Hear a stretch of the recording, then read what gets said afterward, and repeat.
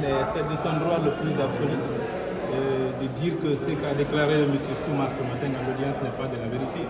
Mais c'est une constance dans ce dossier que M. Marcel Guilabogui est le principal acteur des massacres survenus au stade de Berkoussé. Ça, c'est une constante et c'est indéniable.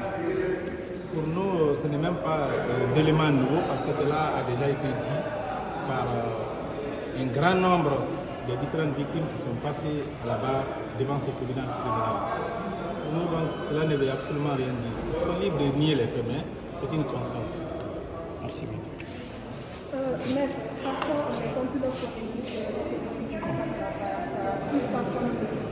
parce qu'on a l'impression qu'ils sont plus là pour une compensation financière qu'autre chose.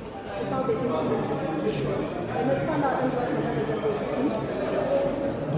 Je ne sais pas de qui vous parlez, mais on n'est pas à la phase des témoins. Pour le moment, les différentes personnes qui sont passées sont des parties civiles. On n'est pas à la phase des témoins.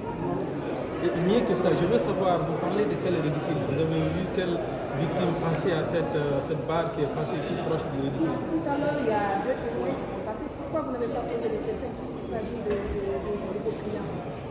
Ni la partie civile, ni la défense n'a pu poser des questions. Pourquoi? On pose des questions, c'est pour permettre au tribunal d'avoir des informations. Il faut savoir une chose, par rapport aux personnes qui passent à la barre, il y a des personnes qui passent pour avoir personnellement souffert des événements du 28 septembre. Il y a d'autres qui passent parce que ce sont les parents qui sont décédés. Lorsque votre parent décède à la suite d'un événement, vous avez la possibilité de vous constituer partie civile. Donc, quelqu'un qui est constitué partie civile parce qu'il a perdu un parent, lui-même n'était pas au stade, quelle question on a à lui poser? Absolument rien. C'est pour cette raison-là que nous n'avons pas posé de questions.